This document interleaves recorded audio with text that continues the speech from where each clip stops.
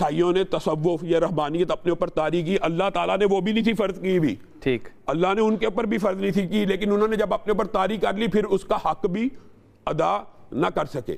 مجھے ایک بات بتائیں، شریعت اگر مکمل ہے، ہم تینوں کا عقیدہ شریعت رسول اللہ پوری دے کے گئے ہیں، ٹھیک ہو گیا، تو شریعت کے جو الفاظ ہے تزکیہ نفس کے لیے، احسان کے لیے، تقوی کے لیے جو انہوں نے بولے، ہم ان اصطلاحات کو استعمال کیوں نہیں کرتے؟ ہمیں تصوف سے کیا لینا دینا؟ تصوف ایک متبادل اور پیرالل، ایک ہے شریعت اور ایک ہے طریقت، ایک پیرالل دین بنایا گیا ہے جس کا اسلام سے سرے سے کوئی تعلق نہیں۔ پیرالل دین بنایا گیا، ہاں، دین بنایا گیا پیرالل۔ جس طرح مثال دے رہا ہوں کہ پیر کا، جس طرح دیکھیں کتب، غوث، ابدال، یہ درجے قرآن و سنت میں کہاں ہیں؟ حدیث میں بھی نہیں، حدیث میں بھی نہیں، قرآن و سنت میں ہی نہیں ہے۔ ان کے اوپر بیعت کرنا اور سالک کا، جیسے آپ نے کہا مرید کہاں سے آیا، آپ یہ دیکھیں مرید سے پہلے سالک، طالب اور پیر، مرید، ایک ضرب لگانا دل کو اوپر، یک ضربی، دو ضربی، چہار ضربی، یہ کہاں ہے؟ یہ دل جاری کرنا، دل جاری کرنا، کرنٹ لگا دینا۔ دوسری یہ بات کہ جو بڑے بڑے درباروں پر جاہل ان کی اولاد بیٹھی ہوئی ہے، جاہل کیوں کہہ رہے ہیں آپ؟ نہیں، شریعت کا نہیں پتہ نا، بات تو یہ ہے نا، شریعت کا نہیں پتہ، جن کو پتہ ہی نہیں ہے کہ اسلام کیا ہے، دین کیا ہے، ان کو اگر آپ بٹھا کے قرآن سن لیں تو قرآن کا ایک پاؤ نہیں اور سنا سکتے صحیح طریقے سے۔ پر بات کریں گے جناب ہمارے تینوں مہمان، اور ہمیں سمجھانے کی کوشش کریں گے کہ اسلام کے اندر پریسائسلی جو تصوف کا نظریہ ہے وہ ہے کیا، اور پھر ہم اس سے حاصل کیا کرتے ہیں۔ جیسے کہنا چاہیے نا کہ by the and of the tunnel ہمیں کیا چیز ہے جس کو کہ ہم پانا چاہتے ہیں۔ حضور اگر آپ اجازت دیں۔ بسم اللہ الرحمن الرحیم۔ آپ نے مذاہب عالم کے تناظر میں گفتگو کا آغاز کیا، تو جو الہامی مذاہب ہیں، جی، یہود و نصارہ اسلام سے پہلے، جی، ان میں روحانیت کا تصور تو ہے، ہاں، لیکن تصوف نہیں، اس کا تصور ان میں موجود نہیں۔ روحانیت سے مطلب کیا ہوگا؟ روحانیت کا تصور؟ میں یہ جملہ پورا کر، جی، بسم اللہ، بسم اللہ۔ اور یہ جو فار ایسٹ کے جو مذاہب ہیں یا ہند کے مذاہب ہیں جن کا آپ نے ذکر کیا، جی، ان میں تصوف موجود تھا، ان مذاہب میں۔ اچھا، آپ کی بات بالکل ٹھیک ہے کہ تصوف کا جو تصور تھا اسلام سے پہلے موجود ہے، لیکن وہ ان غیر ابراہیمی مذاہب میں تھا، اور ان مذاہب میں روحانیت کا تصور تھا۔ اب آپ نے پوچھا روحانیت کیا ہے، تو روحانیت یہ ہے، جی، جی، جی، روحانیت یہ روح سے ہے۔ اچھا، تو روح کو بیدار اور زندہ رکھنے کے لیے جو محنت اور مجاہدہ ہے، روح امر ربی ہے، جی، اور زندہ میں نے رکھنا ہے، جو میرے اندر ہے، ہاں، تو وہ تو امر ربی ہے نا، فَخْتُ فِيهِ مِن رُوحِي فَقَعُوا، امر ربی کو میں نے زندہ رکھنا ہے، امر ربی ہے، وہ اللہ کی روح میرے اندر ہے، اور میں نے زندہ رکھنا اس ہے، کو میں نے خوراک دینی ہے، اور اس کی خوراک قرآن ہے۔ جس طرح قرآن پاک میں رب العالمین نے فرمایا وَكَذَلِكَ أَوْحَيْنَا لیکن شاہ جی یہ روح تو غیر مسلم میں بھی ہے نا۔ وَكَذَلِكَ أَوْحَيْنَا إِلَيْكَ رُوحًا مِّنْ أَمْرِنَا۔ ہاں، اچھا، حضور صلی اللہ علیہ وسلم سے پوچھا گیا وَيَسْأَلُونَكَ عَنِ الرُّوحِ قُلِ الرُّوحُ مِنْ أَمْرِ رَبِّي۔ امر ربی کہنے کا مقصد یہ تھا کہ یہ تمہارے ادراک میں آنے والی چیز نہیں ہے۔ ٹھیک ہو گیا۔ جس طرح قرآن پاک کو اللہ نے امر ربی کہا کہ وہ خالق کی طرف سے ہے، اسی طرح یہ روح جو میرے اندر ہے یہ بھی خالق۔ چلے ہم اس پہ بات کرتے رہتے ہیں۔ اب مجھے بتائیے کہ اس کا حاصل کیا ہے؟ حاصل کیا، تصوف کا حاصل کیا ہے؟ اچھا، اب آپ نے روحانیت کا سوال کیا نا، مجھے ایک منٹ وہ پورا کرنے دیں۔ وہ آپ کو آتا ہے نا جواب، اس لیے آپ نے کہا میں پورا دے کے چھوڑوں گا۔ نہیں، آپ نے سوال کیا، میں تو تصوف پر بات کرنا چاہتا تھا۔ ہمارے جو سامعین ہیں وہ بیچارے تشنہ رہ جاتے ہیں۔ آپ ان کو چھوڑ دینا، میرے سے بات تو کر لینا۔ سامعین کی طرف آپ الیکشن لڑنے چلے گئے۔ اتنے سوالات ہوتے ہیں کہ ہر سوال کو ہم ادھورا چھوڑ کے دوسرے سوال کی طرف چلے جاتے ہیں۔ اب گزارش یہ ہے کہ روحانیت کا مطلب یہ ہے کہ وہ مجاہدات کہ جن میں آپ جسم کی جو ضرورتیں ہیں ان کو دوسرے درجے پر رکھتے ہوئے، جو روح کی ضرورت ہے اس کو پہلے درجے پر رکھتے ہوئے، رب کے ذکر میں، فکر میں، تلاوت قرآن میں، حرام سے بچنے میں اور حلال کی اختیار کرنے میں جب آپ مصروف رہتے ہیں تو آپ کے اندر روحانیت پیدا ہوتی ہے۔ مطلب یہ ہے کہ جو روح اللہ نے آپ کے اندر رکھی ہے وہ زندہ رہتی ہے اور وہ تمہیں سیدھا راستہ پھر دکھاتی رہتی ہے۔ اب رہی تصوف کی بات، تصوف جو ہے وہ الہامی مذاہب میں آپ کو نہیں ملتا سوائے اسلام کے۔ اچھا، ادھر ہے تصوف کہتے ہیں ایک مجاہدہ، ایک ریاضت، اچھا، ایک محنت، اچھا، چلا، اس میں چلا بھی آپ کر لیں، اس میں راتوں کو جاگنا بھی ہے، راتوں کو بیٹھنا بھی ہے. اچھا. جس طرح حضرت عمر فاروق رضی اللہ تعالیٰ عنہ نے فرمایا تھا نحن رہبان فی اللیل و فرسان فی النہار، ہم رات کے راہب ہیں اور دن کے گھوڑوں پر بیٹھ کے جہاد کرنے والے ہیں. ٹھیک ہے.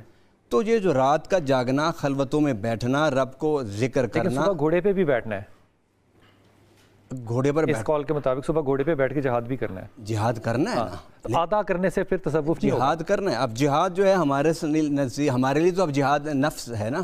ہم تو وہ جہاد عسکری تو ہم نہیں کر سکتے نا، کیونکہ اس وقت تو یہ گروپوں کا کام تو نہیں ہے نا، نہیں حکومت یہ تو ریاست کا کام ہے. اگر آپ اور میں فوج میں چلے جائیں گے تو پھر ہمیں جہاد کرنا ہوگا، حکم مانیں گے، پھر ہمیں جہاد کرنا ہوگا. اب یہاں بیٹھ کے ہم تلواروں کی تربیت دے کے لوگوں کو لیے جہاد کرائیں، یہ تو جہاد نہیں ہوگا نا، یہ تو ریاست سے بغاوت ہوگی. اچھا ٹھیک ہو گیا. حشام بھائی. بسم اللہ الرحمن الرحیم. بلال بھائی، بنیادی طور پہ جو آپ نے شروع میں ایک بات کی اور نگیٹ کیا کہ یہ کہنا کہ تصوف کا اسلام سے کوئی تعلق نہیں ہے، یہ غلط علام ہے، میں اس بات کو رد کرتا ہوں. سب سے پہلی بات یہ ہے کہ اسلام میں قرآن و حدیث میں لفظ تصوف ہی ثابت نہیں ہے، اور یہ جو تصوف ہی ثابت، لفظ ہی نہیں ثابت نہیں. انہوں نے کہا صحاب صفہ، صفہ سے صوفی بن سکتا ہے، صوفی نہیں بن سکتا. ٹھیک ہے. اور انہوں نے کہا صف اول، تو ادھر سے صفی بن سکتا ہے، صوفی پھر نہیں بنتا. صوفی صرف ایک لفظ سے بنتا ہے، وہ ہے صوف. وہ اون ہے، جو بال ہیں، جو کاٹن ہے، یہ سمجھے. وہ لوگ رسول اللہ کے دور میں تصوف صوفی لفظ کا کنسپٹ موجود نہیں، صحابہ موجود ہے.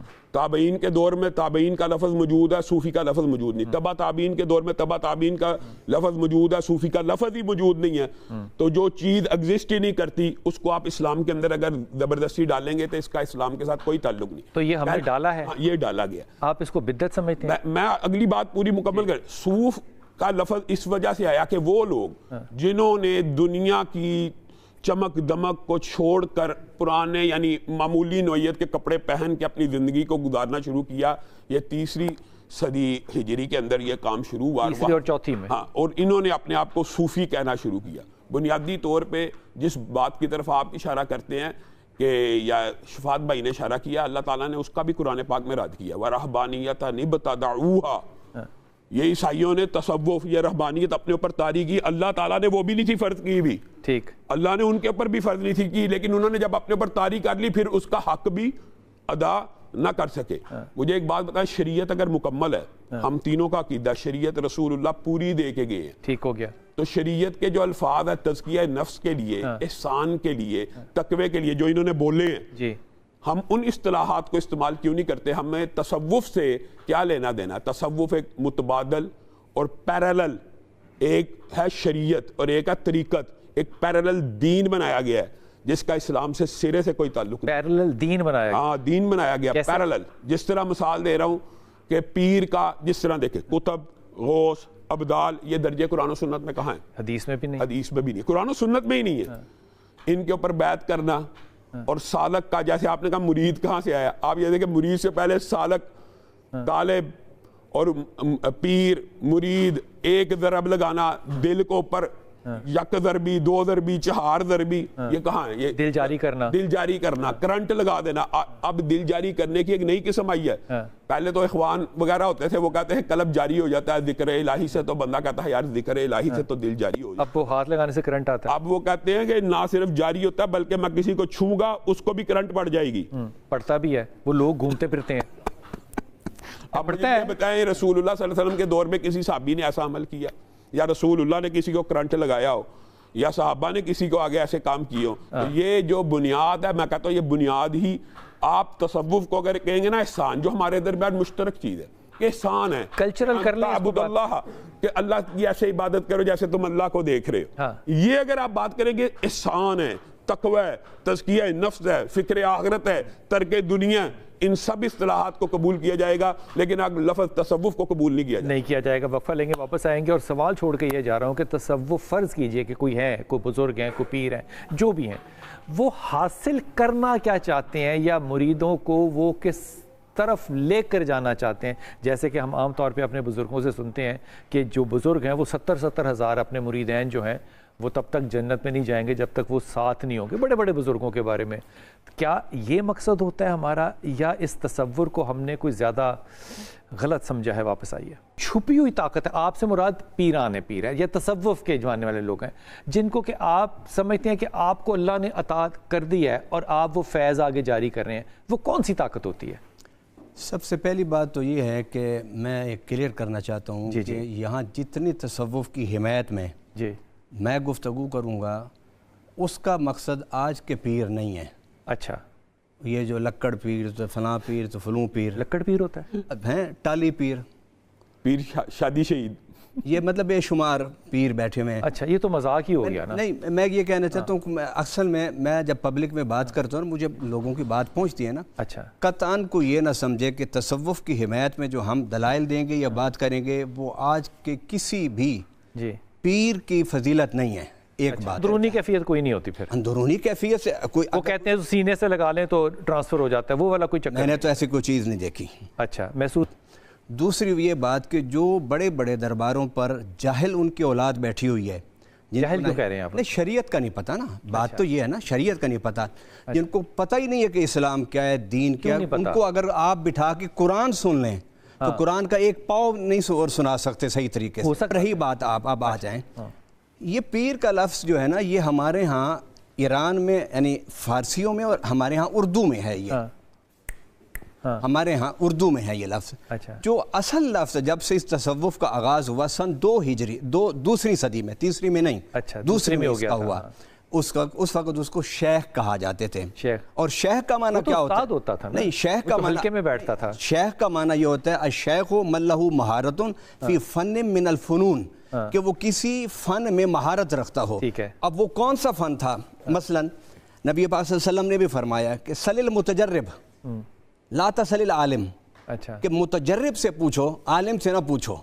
وہ جو متجرب ہے جس کو علم سمجھنے کے بعد اس پر عمل کرنا اور پھر اسے اللہ نے خاص ملکہ دیا دین سمجھانے کا، اور پھر اپنے عمل سے دین کی تاثیر لوگوں کو دل میں منتقل کرنے کی قوت دی، وہ شیخ اس میدان کا بڑا ماہر ہوتا تھا.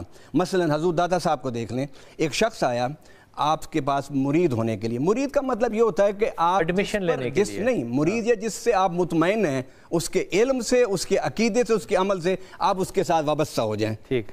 پیر کے لیے سب سے بہتر لفظ اگر اس شیخ کے لفظ کو دیکھیں تو استاد ہے. ٹھیک ہے، آپ جس سے مطمئن ہیں آپ اس کے ساتھ وابستہ ہو جائیں. آپ نے یہ نہیں بتایا کہ اس کے اندر وہ کون سی خوبی ہوتی ہے جو کچھ خوبی ٹرانسفر کرنی ہے. مثلا داتا صاحب کے پاس گیا، اس نے کہا میں نے مرید ہونا ہے. تیسرے دن کے بعد وہ جانے لگا تو آپ نے فرمایا کدھر جا رہا ہے؟ تم نے میرے میں کوئی شریعت کے خلاف بات نہیں دیکھی. یہ سب سے یہی بات سب سے بڑی بات ہوتی ہے کہ حضور شیخ عبد القادر جیلانی نے بھی فرمایا تھا درست العلم حتی صرت کتبا. اندرونی کیفیت پوچھ رہا ہوں بھائی جان آپ سے، وہ اندرونی کیفیت کون سی ہوتی ہے جو کہ آپ نے منتقل کرنی ہوتی ہے؟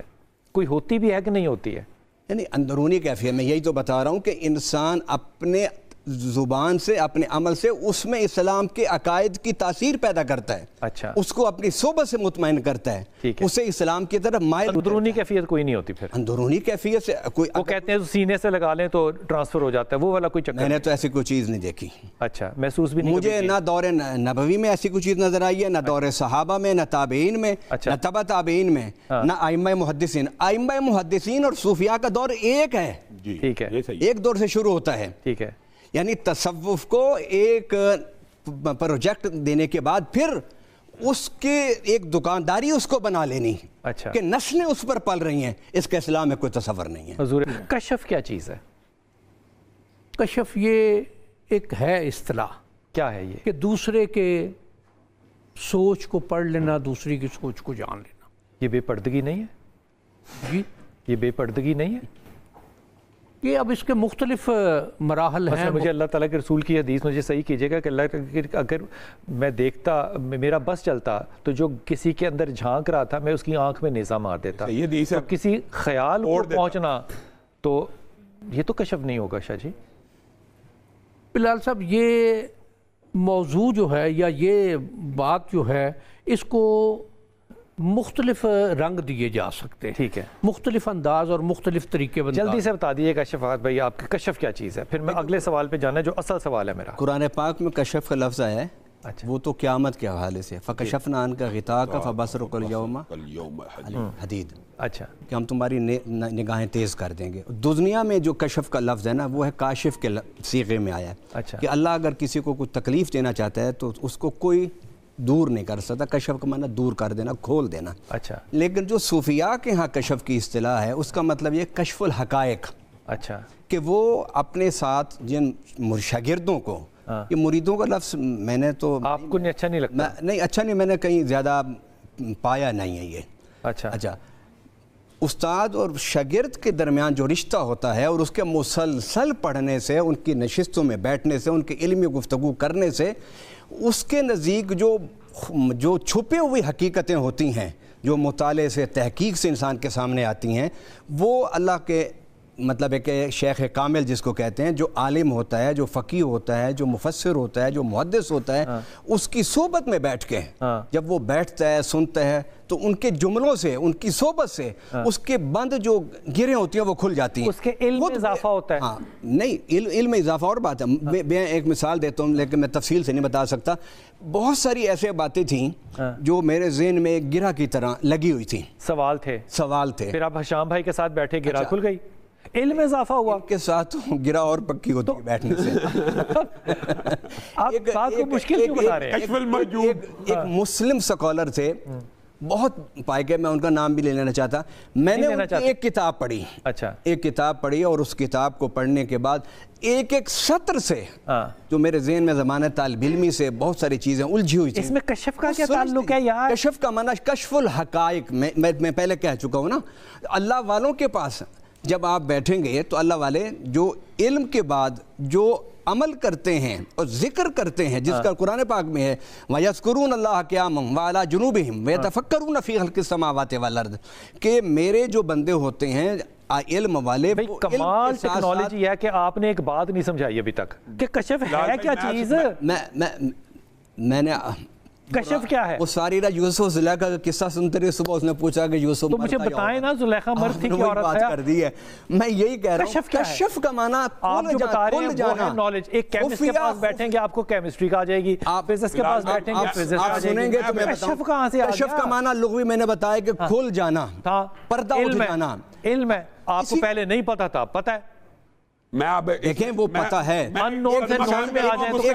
ایک انسان پڑھتا ہے، نہیں اس کے مسئلے سارے حل ہوتے، پھر وہ تحقیق کرتا ہے، پھر بھی نہیں حل ہوتے. اس کو ریسرچ اینڈ ڈیولپمنٹ کہتے ہیں. پھر کسی صاحب آپ نے کشف کہاں سے لے آئے؟ تصوف میں جو کشف ہے میں آپ کو بتاتا ہوں کس کو کہتے ہیں. علمی مراد ہے نا. کشف الحقائق سے مراد علمی حقیقتیں ہیں نا.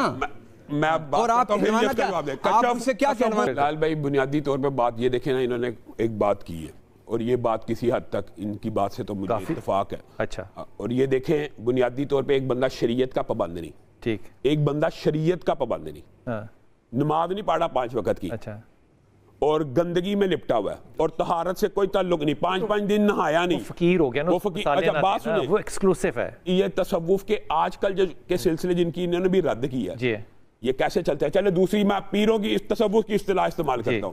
ایک ایسا بندہ جو اپنے ہوش و حواس میں ہی نہیں ہے، وہ مجذوب ہے نا. وہ تو میں بھی وہی کہہ رہا ہوں، تو وہ مجذوب ہے. اور یہ تصوف کے اندر باقاعدہ ایک درجہ ہے جو اپنے ہوش و حواس میں نہیں ہے اور جس کو پتہ نہیں کہ وہ جو ہوش و حواس میں ہے اس کے اندر کون سی خوبی ہے جو اس نے نکال کے دینی ہے کسی کو. بھائی یہ بات، یہی ہمارا سوال ہے. گاند میں لتھڑے ہوئے کو مجذوب نہیں کہتے ہیں. کس کو؟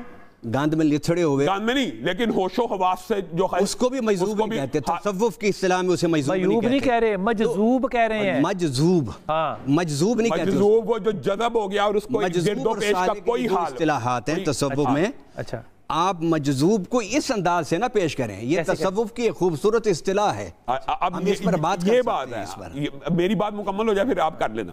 مجھے ایک بات بتائے کہ رسول اللہ صلی اللہ علیہ وسلم کے سامنے کفار ہیں. جی، رسول اللہ صلی اللہ علیہ وسلم، یہ اللہ معاف کرے میں اب طنز و تشنیع نہیں ہے کسی کے اوپر، لیکن آپ اٹھا لیں تصوف کی کتابیں. انہوں نے ابھی علی حجویری رحمہ اللہ کے بارے میں بات کی. صرف نظر دیکھا ہے، صرف دیکھا ہے، اس کی دل کی کیفیت بدل گئی، ایمان قبول کر لیا. آج کل بھی تصوف اسی چیز کو کہتے ہیں کہ شیخ کی نظر پڑ جائے تو بندے کی زندگی بدل جائے. رسول اللہ کی نظر کافروں پہ پڑتی رہی، ان کے حالات واقعات نہیں بدلے، اور انہوں نے جنہوں نے ایمان قبول نہیں کیا وہ نہ کرے. تو آج کا شیخ اگر چاہے تو یہاں پہ ایسے ایسے بلال بھائی واقعات ہیں، میں تلخی پیدا نہیں کرنا چاہتا، کہ کہا جاتا ہے کہ پیر عبد القادر جیلانی کا دھوبی تھا، اس کے ساتھ قبر میں یہ سوال ہوئے، بھائی قبر کے یہ سوال بتائے کس نے باہر آ کے؟ خواب میں آئے ہوں گے کسی کو، خوابیں سچی ہوتی ہیں نا.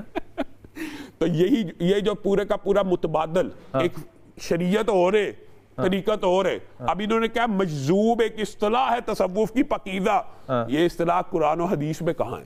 جو پاکیزہ ہے مجذوب کہاں ہے قرآن و حدیث میں؟ کہ جس کو حال پڑھتے ہیں اور جو حالت جذب میں چلا جاتا ہے اور ہوش و حواس اس کے برقرار نہیں رہتے. پھر یہ بھی بات سنیں، اگلی بات سنیں، یہ جو آپ کہتے ہیں نا تصوف کا حاصل کیا، یہ بھی سنیں. جب دل چل پڑتا ہے، جب 4 ضربیں لگ جاتی ہیں، جب انسان کی روح بیدار ہو جاتی ہے، جس سے انہوں نے بات شروع کی کل الروح من امری ربی، یہ اللہ کا حکم جب بیدار ہوتا ہے، انسان جاگتی آنکھوں سے، معاذ اللہ. یہاں پہ یہ عقیدہ بھی موجود ہے کہ جاگتی آنکھوں سے رسول اللہ صلی اللہ علیہ وسلم سے ملاقات کرتا ہے. یہ تصوف کی انتہا جو آپ پوچھنا چاہتے ہیں اور یہ بتا نہیں رہے، یہ تصوف یہ ہے کہ تصوف کا یہ درجہ آ جاتا ہے کہ انسان فوت شدگان کو جو عالم برزخ میں منتقل ان سے گفتگو کر لیتا ہے، ان سے گفتگو کرتا ہے، ان کو حاضر کرتا ہے، کشف شروع ہو جاتے ہیں، کرامات شروع ہو جاتی ہیں. یہ کرامات اولیاء کے کوئی منکر نہیں ہے دنیا میں، لیکن یہ کہنا کہ حالت تصوف میں جذب ہو کے کرامت ولی کے اختیار میں آ جاتی ہے اور وہ جب چاہے دکھا سکتا ہے، یہ بھی عقیدہ باطل ہے. پھر وہ کہتے ہیں دکھانا اچھی بات نہیں ہے، چھپا کے رکھنا چاہیے. یہ بھی تو بات ہے نا. اب یہ بات ہے بنیادی، شفاعت بھائی نے ہمیں بتایا، یہ سمجھایا، انہوں نے کہتے ہیں کرامت دکھاتے نہیں ہیں، چھپا کے کرامت بھی ورنہ وہ پھر اللہ چھین لیتا ہے. معجزہ نبی کے ہاتھ میں ہوتا ہے، معجزہ بھی اللہ تعالیٰ کے ہاتھ میں ہوتا ہے، تو ولی کی کرامت کیسے اس کے ہاتھ میں ہوتی ہے؟ تو بنیادی طور پہ یہ عقائد جو ہیں ان کی بھی تو اصلاح کی ضرورت ہے معاشرے کے اندر. یہ عقائد ہیں، یہ عقیدہ ہے، یہ متبادل، ہم اس کو پیرالل ایک عقیدہ، پیرالل ریلیجن کہہ رہے ہیں آپ اس کو. یار یہود کہتے ہیں طریقت اور ہے، شریعت اور ہے. انہوں نے شروع میں ایک جملہ بھی بولا ملت دننا، یہ اصل میں جو علم لدنی ہے، پوچھیں ان سے قائل ہے کہ نہیں، علم لدنی کیا ہے؟ علم لدنی ہے، یہ کیا ہے؟ میں بلال صاحب پہلے ایک چھوٹی سی بات گزارش کرنا چاہتا ہوں کہ تصوف، طریقت، شریعت یہ علیحدہ چیزیں نہیں ہیں. ٹھیک ہے. تصوف ہے ہی وہ جو شریعت کی اتباع میں ہو. ٹھیک ہے. جو شریعت سے ختم ہو گیا، جو شریعت سے ہٹ کر ہے وہ طریقت نہیں ہے یا تصوف نہیں ہے. اب اس کو حضرت جنید بغدادی رحمہ اللہ تعالیٰ کا ایک ارشاد ہے کہ اگر تم دیکھو کہ کوئی شخص فضا میں اڑتا ہوا آ رہا ہے یا پانی پر چل کر جا رہا ہے، تو اس کو پہلے یہ دیکھو کہ وہ شریعت کا پابند ہے یا نہیں. اچھا. اگر تو وہ شریعت کا پابند ہے تو یہ نعمت اس کے پاس من جانب اللہ ہے. اچھا. اگر وہ تارک شریعت ہے تو وہ شیطنت ہے. میں صرف ایک جملہ یہاں پہ کہنا چاہتا ہوں، ہمارا یہی بنیادی نقطہ اختلاف ہے. ہم یہ سمجھتے ہیں جو ہوا میں اڑے، پانی پہ چلے، وہ جادوگر تو ہو سکتا ہے، ولی اللہ نہیں ہو سکتا. یار کون سا جادوگر ہے جو آپ نے دیکھا ہے ہوا میں اڑتا ہوا؟ میں کہا جادوگر تو ہو سکتا ہے، پانی پہ چلتا ہوا، ممکن ہے. آپ مثال بھی وہ دیتے ہیں جو کہ ہونی نہیں ہے. میں آپ کو ایک بات بتا رہا ہوں، تو پھر یہاں پہ ہوتی ہے، اب کیمروں کے دور میں کوئی ہوا میں اڑا، اڑے نا، ولی اڑے، پھر اب نہیں اڑتے نا. یہی تو کہتے ہیں چھپا کے رکھی ہوئی ہے، یہ جو کیفیت ہے یہ چھپانی ہے. بلال بھائی یہ جو چیزیں ہیں نا، یہ میں ویسے آپ کو بتاؤں، آپ کو میں ویسے بتاؤں کہ جادو اور جنات کی مدد سے یہ کام ہو سکتا ہے، یہ بھی بات یاد ہے. یار اتنے جادوگر اور جن نکالنے والے ہمارے پاس خود آتے ہیں، کوئی نہیں کرتا. سارے جعلی. جو واپس آؤں گا، واپس آ کے واپس آ کے پوچھوں گا یہ جو کشف کا لفظ ہے، یہ کشف کیا چیز ہے اور اس سے کیا چیز حاصل ہو سکتی ہے. واپس آئیے. بسم اللہ الرحمن الرحیم. جناب آج کا سوال ہے کہ ایک اصطلاح ہے جس کو یہ ایڈمٹ کریں کہ کشف تصوف کی ایک اصطلاح ہے، جس میں وہ یہ کہتے ہیں کہ پیر کے سامنے سے پردہ اٹھ جاتا ہے، وہ مرید کے گھر میں بھی گھس سکتا ہے، وہ دیکھ بھی سکتا ہے. اب سنیں، یہ کشف یہ اصطلاح ہے تصوف میں، اور اس کی دلیل سب سے بڑی جو یہ دیتے ہیں وہ یہ دیتے ہیں یا ساریہ. حضرت عمر کے سامنے بھی اللہ تعالیٰ، وہ حضرت عمر کی جو کرامت کہ جنگ لڑے تھے تو انہوں نے کہا ساریہ پہاڑ کے پیچھے چلا جائے. یہ باقاعدہ ایک اصطلاح ہے، ہمیں یہ چیز ایڈمٹ کرنی چاہیے. اچھا، بابا بلے شاہ ہیں، ان کی شاعری بھی تصوف میں ان کا ایک مقام لوگ کہتے ہیں. وہ کہتے ہیں، میں آپ کو یہ کہنا چاہتا ہوں کہ تصوف کی یہ جو باتیں ہیں یہ ان کا اسلام کے ساتھ اس لیے تعلق نہیں ہے کہ اتنے بڑے لیول کے بزرگ بھی کہتے ہیں اللہ کا تو ایک گورکھ دند ہے. اللہ رب العزت کی بھی ہم نے قدر اس طرح کرنی ہے. اور کبھی کہتے ہیں ہر منظر میں، ہر پس منظر میں، اور جن کا وحدت الوجود کی جس کی انہوں نے بات کی ابن عربی اور منصور نے تو یہاں تک کہہ دیا ان الحق کہ اللہ کے ساتھ بندہ اس طرح جذب ہو جاتا ہے کہ اللہ ہی بن جاتا ہے معاذ اللہ. آپ مجھے ایک بات بتائیں, یہ کسی نے بھی نہیں کہا, یہ منصور کا اپنا قول ہے انا الحق, میں ابن یہ نہیں کہ وہ بندہ اللہ بن جاتا ہے, یہ بالکل تصور میں نہیں ہے. میں بڑے وثوق سے یہ کہتا ہوں یہ بات. پہلے میں اگلی بات کرتا ہوں, یہ وہ خدا کی صفات اس کے اندر ہوتی ہیں, پھر وہ خدا والے کام کرتا ہے, وہ ہوتا بندہ ہے, خدا والے کام کرتا ہے, خدا والے جس طرح لوہا, یہ جس طرح انہوں نے غلط بولا ہے وہ بھی خود انا الحق کہنا جائز, انا الحق کی کوئی تشریح نہیں ہو سکتی. جس طرح لوہے کو آپ گرم کرتے ہیں تو لوہا آگ کی طرح سرخ ہو جاتا ہے, پھر وہ اسی طرح آگ والے کام کرتا ہے. آگ کا کام کیا ہوتا ہے؟ جلانا. اب انہوں نے کہا ہے کہ وہ جو کشف کا مطلب کون سا کشف ہے آپ کا؟ یہ کہہ رہے ہیں کشف کا معنی مرید کے گھر چلے جانا, کشف کا معنی فلاں. یہ کسی ایک معتبر کتاب میں دکھا دیں. کشف المحجوب, کشف القبور کا آپ ترجمہ پہلے پڑھ کے ہیں کہ ہوتا کیا؟ گھر تو نہیں ہے, وہ تو کشف القبور کا عقیدہ تو آپ کے ہاں بھی. یہ دیکھا, اب یہ قبر کے اندر پتہ لگ جائے کہ کیا ہو رہا ہے. گھر اور بات ہے, قبر اور بات ہے. قبر کا پتہ لگ گیا تو گھر کا مرید کا پتہ نہیں لگ رہا. کشف القبور کا عقیدہ تو آپ کے بزرگوں نے بھی بیان کیا ہے. ہم اپنے پھر آپ یہ دیکھیں, اب چلیں بات کھل تو گئی نا, کشف القبور کہ قبر کے اندر کیا ہو رہا ہے اس کا پتہ لگ جاتا ہے. میں نے تو صرف مرید کا کہا تھا, انہوں نے اگلی بات کر دی. مرید تو اس دنیا میں گھر میں جو کر رہا ہے اس کا پتہ لگاتا ہے پیر, اور یہ بھی عقیدہ ان کا اور یہ کہہ رہے ہیں کہ کشف ہے, یہ کشف القبور کا عقیدہ یہ ہے کہ قبر کے اندر جو کام ہو رہا ہے اس کا بھی پتہ لگ جاتا ہے.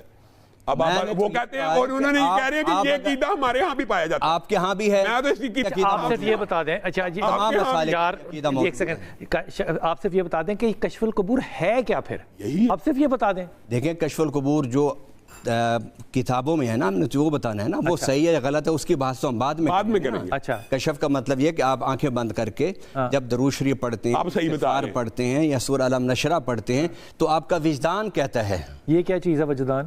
اب آپ وجدان پر آ جائیں تو پھر میں کشف کو چھوڑ دیتا ہوں.